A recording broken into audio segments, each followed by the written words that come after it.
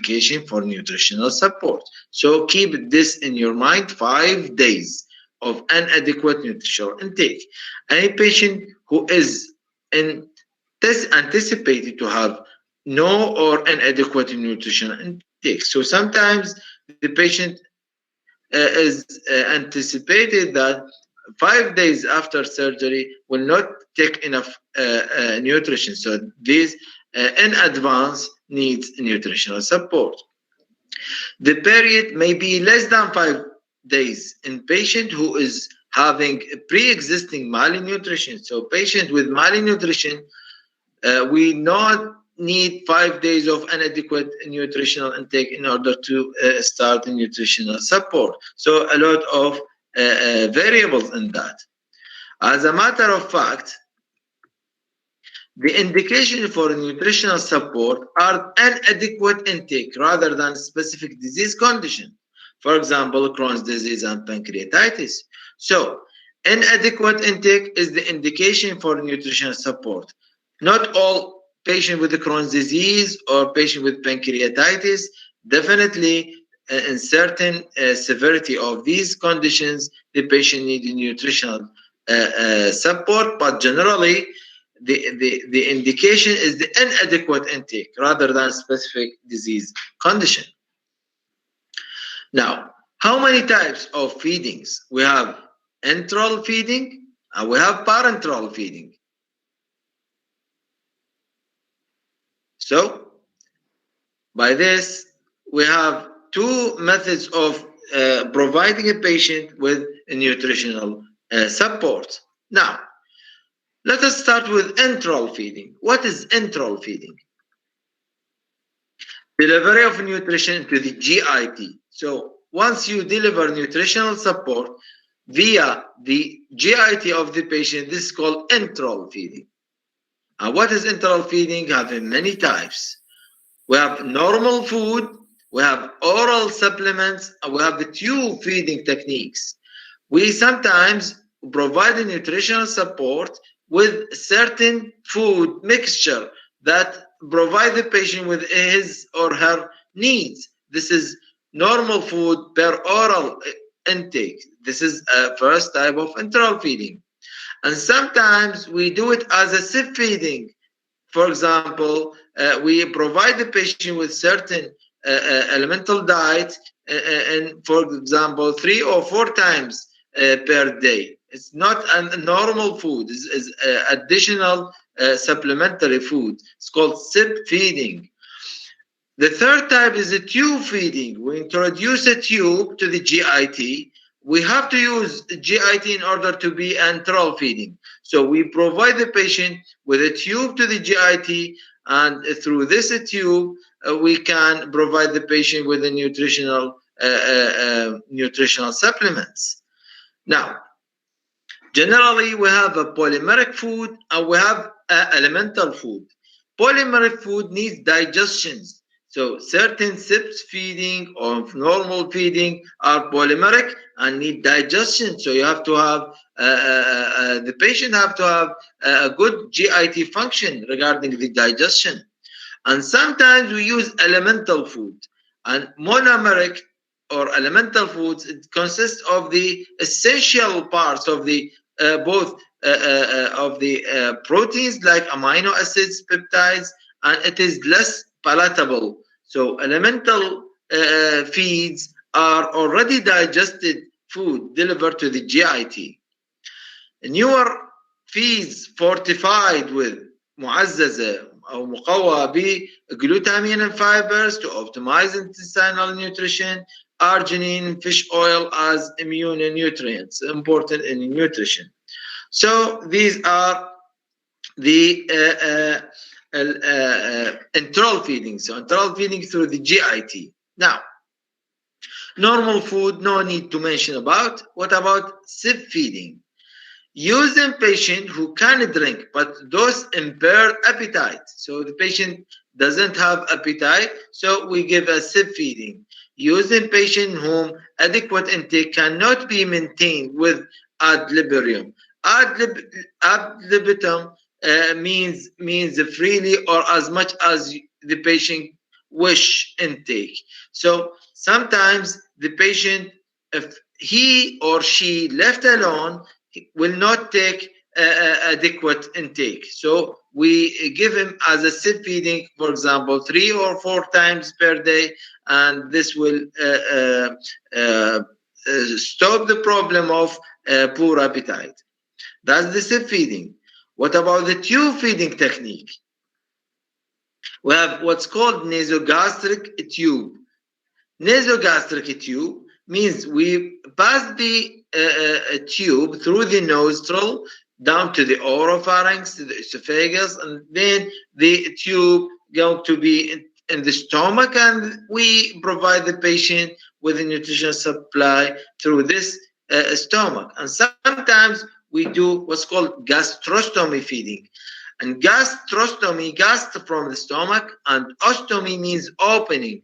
So we do opening, a small opening in the abdominal wall directly to the stomach, and we put a tube inside this opening and provide the patient with nutritional support through this gastrostomy tube feeding. And we have what's called post-pyloric feeding. And post-pyloric feeding means we introduce a tube to the what? To the nose, esophagus, stomach, and this tube will pass the pylorus. So it's called post-pyloric, and this is called nasojejunal tube. Nasojejunal tube. So we have nasogastric tube, and we have nasojejunal tube, and it's very important. It's more less complication than nasogastric tube, because it will provide elemental diet to the duodenum and jejunum with no risk of reflux or vomiting. And the last one is what's called jejunostomy. We have a gastrostomy, and now we have jejunostomy. We surgically create a tube put through the abdominal wall directly to the jejunum. So provide the patient with elemental diet and feeding support through this jejunostomy. So we have nasogastric and gastrostomy, and we have nasojejunal and jejunostomy. These are the tube feeding techniques. Now, nasogastric tube feeding, you have a good idea about nasogastric, and it's very important because you can be examined, and we put a tube in front of you, and you have to identify that this is nasogastric tube. We introduce it through the nose down to the stomach. Now, nasogastric tube having a lot of issues. For like tube blockage is common, and it is appropriate in majority of patients, but surely with some contraindication. A lot of contraindication. That fine poor feeding tube, internal diameter less than 3 millimeter, causes less gastric and esophageal erosion because the tube could produce erosion. Now, what are the contraindications of nasogastric tube? This is very important and need to be reviewed in your books. Now, nasojejunal tube feeding, less likely to cause aspiration pneumonia, more useful in pancreatitis, where the edematous pancreas cause a degree of gastric outlet obstruction. So we pass beyond the gastric outlet, and this will decrease the frequency of vomiting. It often necessitates the use of fluoroscopy or endoscopy to achieve a placement. So you have to be sure that this tube reaches the jejunum either by X-ray or by endoscope. So that is the now few words about gastrostomy.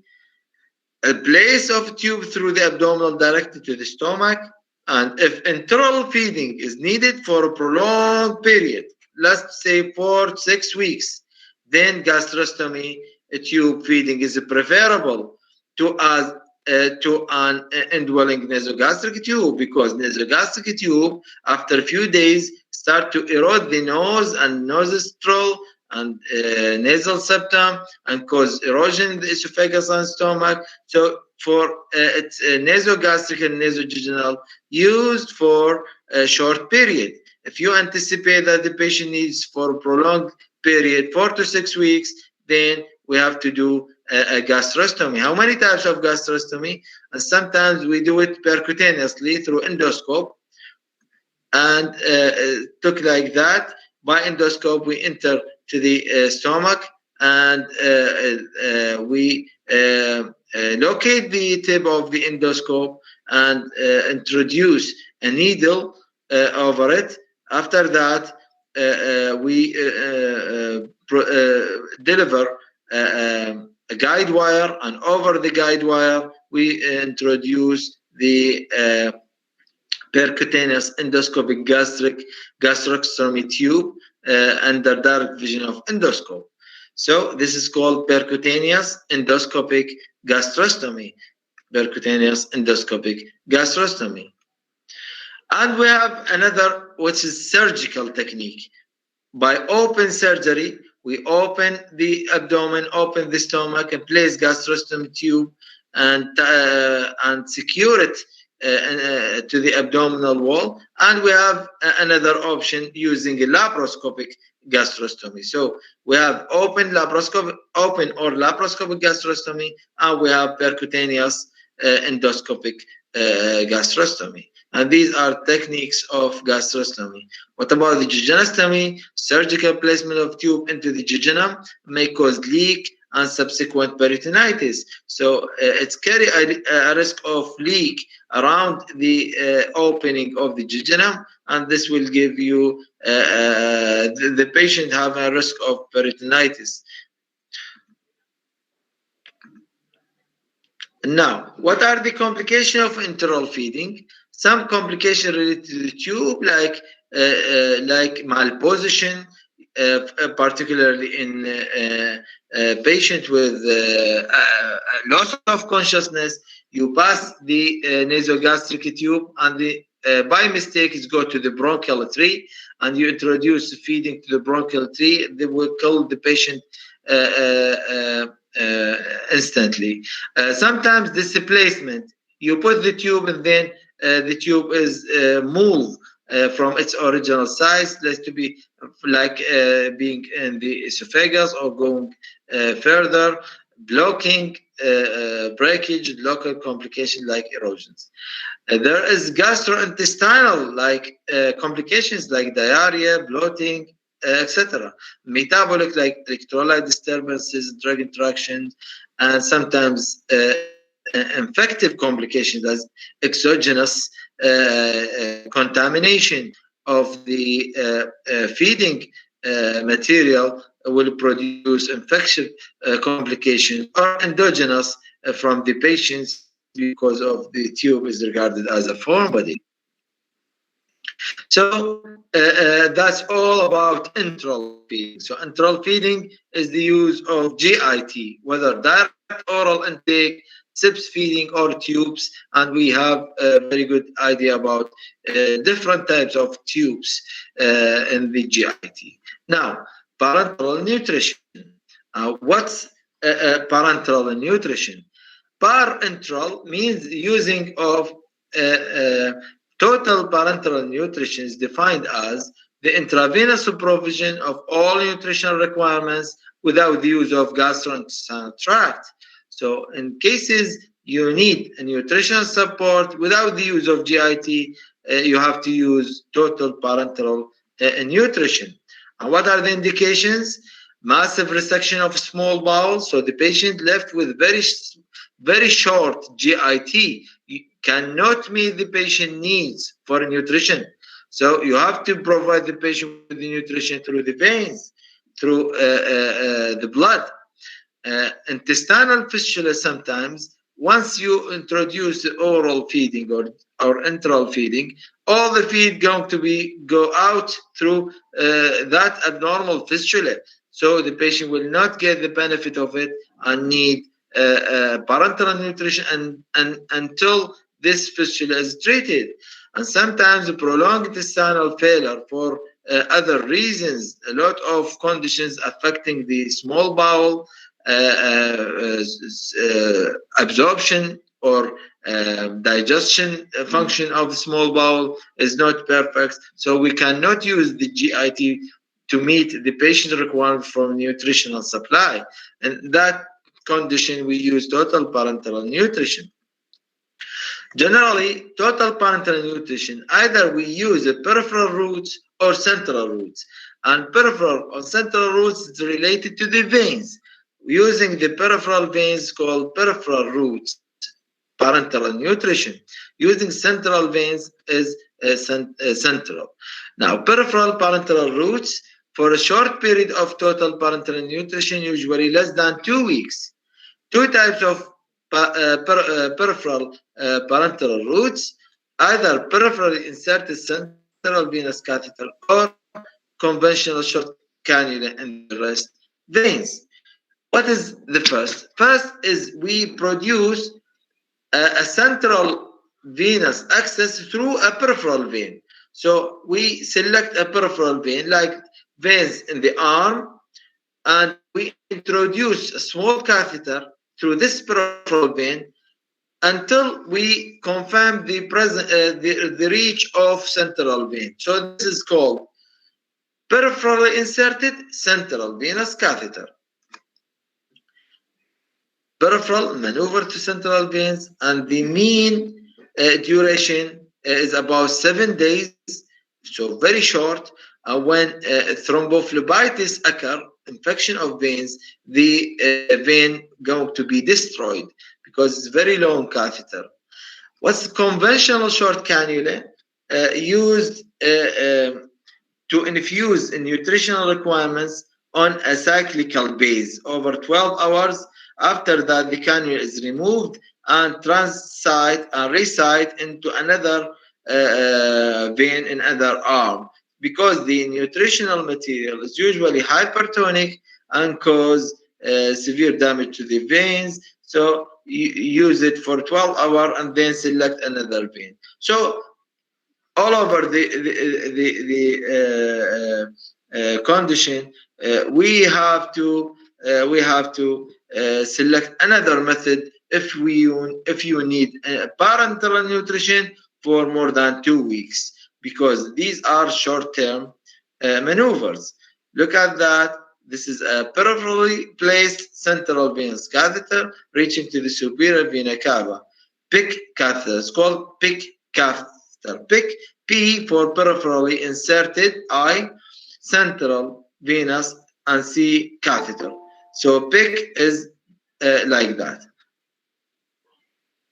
Now, what is the central roots? Central roots, central veins are well-known subclavian vein, best for total parenteral nutrition. We have internal and external jugular vein again.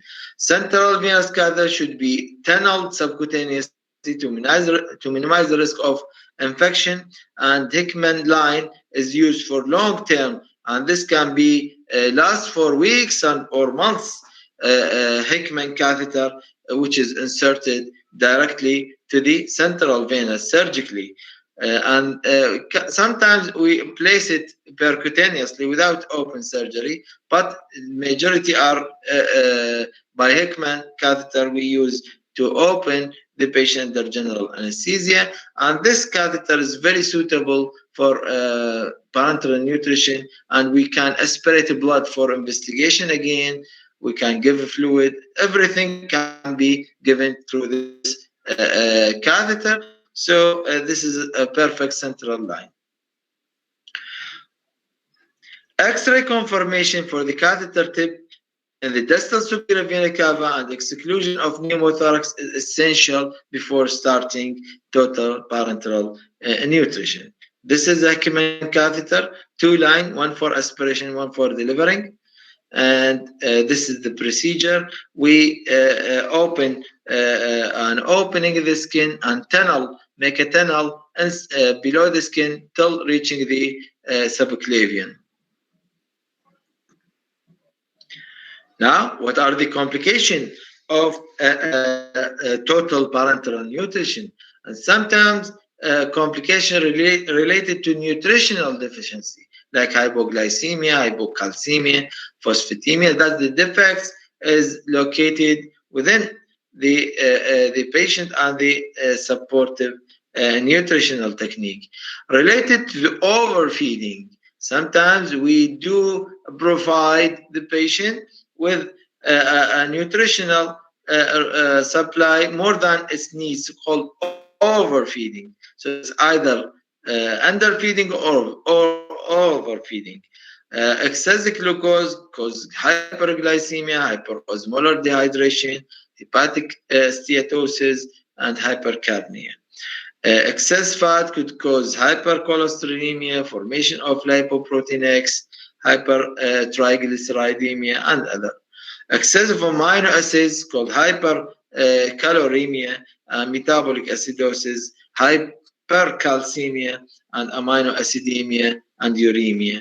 Sometimes complication related to sepsis infection, related to the catheter, and it's possible increased predisposition to systemic sepsis. So providing the patient with total parenteral nutrition increase the risk of systemic infection, systemic sepsis, because it's a very invasive technique.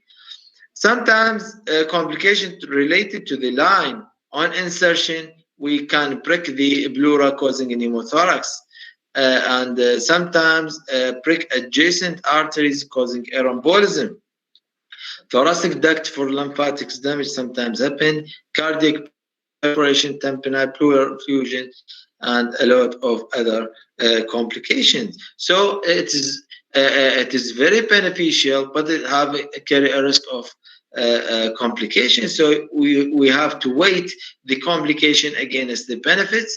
What's called risk benefit ratio, and there's certain strict indications for total parenteral nutrition, because if the GIT can meet the nutritional requirements, please avoid the use of parenteral nutrition, because a lot of complication happens. Now, there is a syndrome called refeeding syndrome. And refeeding syndrome, severe fluid and electrolyte shift in malnourished patient undergoing refeeding. You have a patient with malnutrition in severe form, and you provide the patient with the nutritional support, fluid, electrolytes, carbohydrates, lipids, and proteins, and you surprise that the patient get a lot of complication and he might die because of refeeding syndrome. So please be careful in resuscitating patient or re-nourish a malnourished patient, because there will a lot of metabolic disturbance when you start refeeding. So you want to benefit the patient by neglecting the refeeding syndrome and its possibility, you can kill the patient. So can occur with either enteral and parenteral nutrition, but more common in the parenteral nutrition, the later. It results in hypophosphatemia, hypocalcemia, and hypomagnesemia. So severe electrolyte disturbances that result in altered cardiac function and arrhythmias, deterioration of respiratory function, deterioration of liver function, seizures, confusions and coma, tetany, and death. So it carry a high risk of mortality and morbidity you have to be aware of. Now, what are patients at risk? Alcohol dependency, severe malnutrition, anorexia, anorexic patients, and those who have undergone prolonged fasting. مرضى المعتقلات اللي يسوون إضراب عن طعام, for example, is very good example. Once you start feeding, the patient will be having a convulsion and complication, arrhythmias, respiratory disturbances, and the patient might die. So you have to gradually treat this patient. So how we could treat? Avoid overfeeding,